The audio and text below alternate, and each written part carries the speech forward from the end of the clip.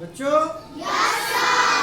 आज आपको हम कहानी सुनाएंगे एक बहुत ही मजेदार कहानी। का नाम है नेवले की स्वामी भक्ति। नेवले की इस कहानी से आपको शिक्षा भी मिलेगी और मजा भी आएगा। इस कहानी में नेवले ने अपने मालिक के प्रति कितनी सहानुभूति दिखाई है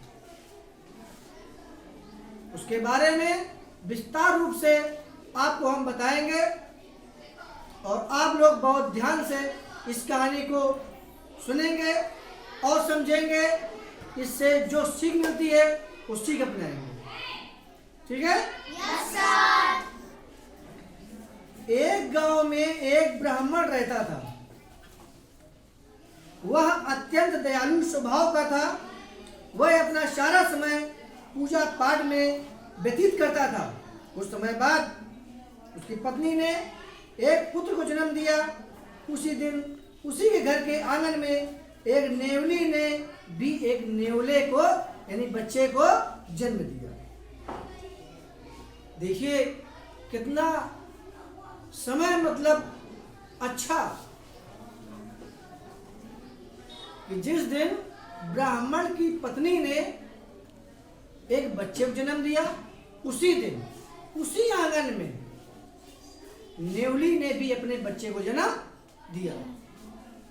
अब दोनों बच्चे साथ साथ पलने और बढ़ने लगे। देखिए आगे क्या होता है। ब्राह्मणी नेवले के बच्चे का पालन पोषण अपने बच्चे के समान ही करने लगी।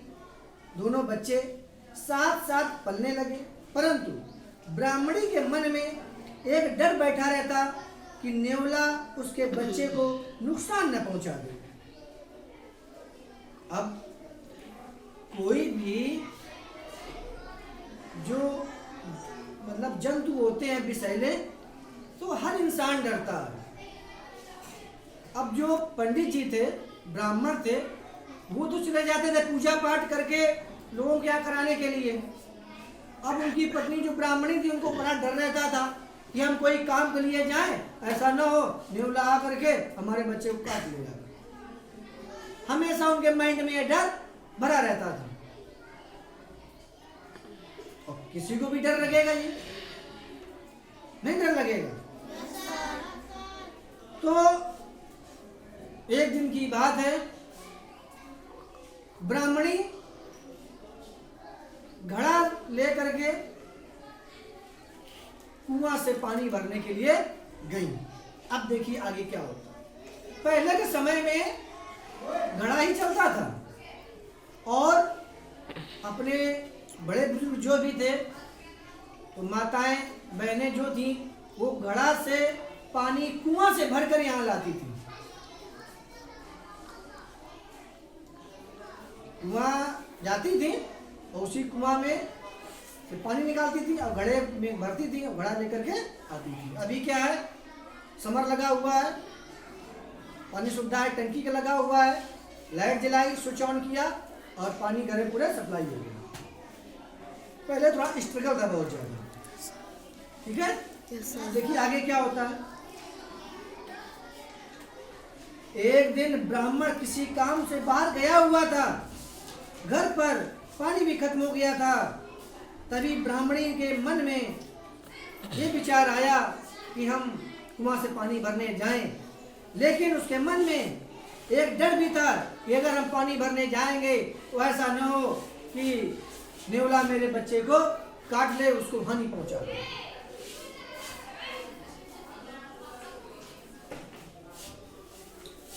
लेकिन डर तो था ही, लेकिन फिर भी वो घड़ा लेकर पानी भरने चली गई। घर का दरवाजा खुला हुआ था, तभी एक काला सांप रेंगता हुआ आया और पलंग पर चढ़ गया। वही समय काला सांप आया और पलंग पे चढ़ गया, जिसमें ब्राह्मणी का बच्चा लेटा हुआ था। समझ रहे हैं ना? और ये चीज नेवला दूर से देख रहा था और नेवले में और सांप में बहुत दुश्मनी होती है।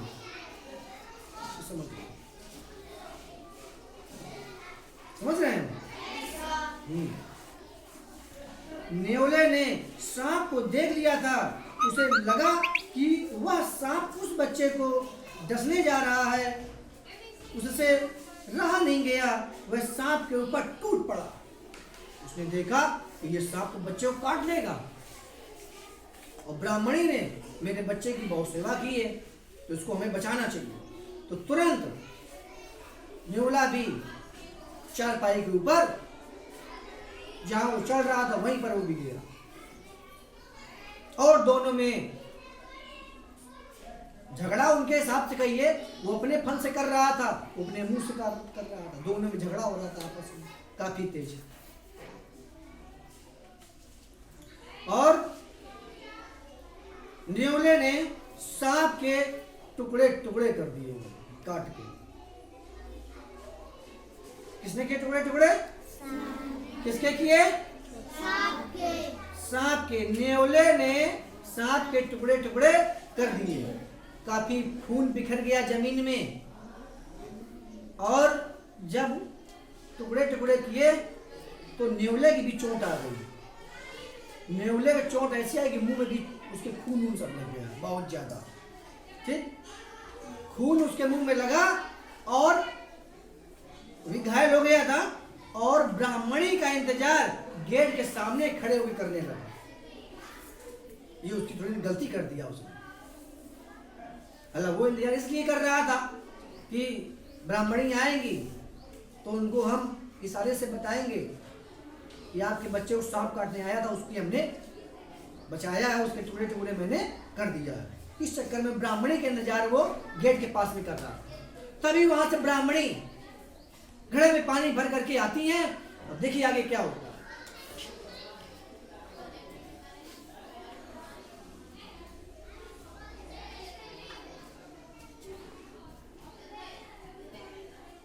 ब्राह्मणी जब पानी भरकर आई तो नेवले के मुंह पर खून देखकर सोचने लगी कि उसने बच्चे को खा लिया है।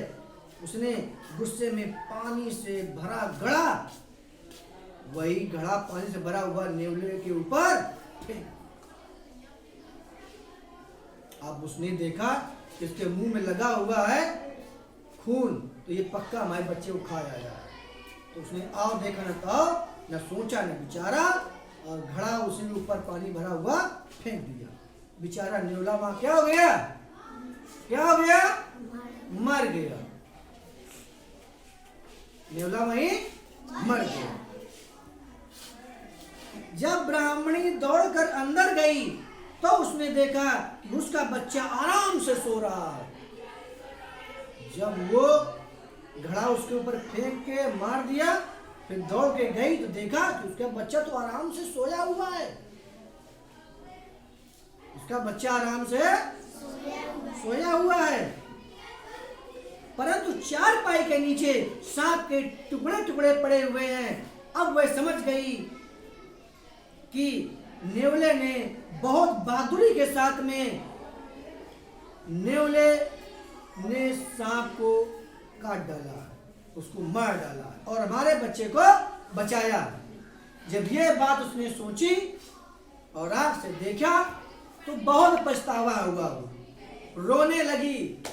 उस नेवले को सोच सोच करके रोने लगे कि मैंने बहुत बड़ी गलती कर दी है।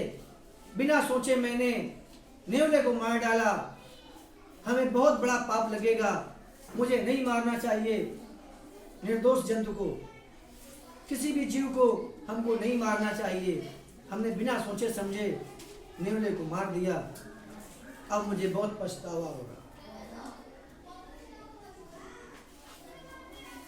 इससे सीख क्या मिलती है? हमें शिक्षा ये मिलती है कि हमें कोई भी काम सोच समझ कर करना चाहिए। हमें कोई काम सोच समझ कर करना चाहिए।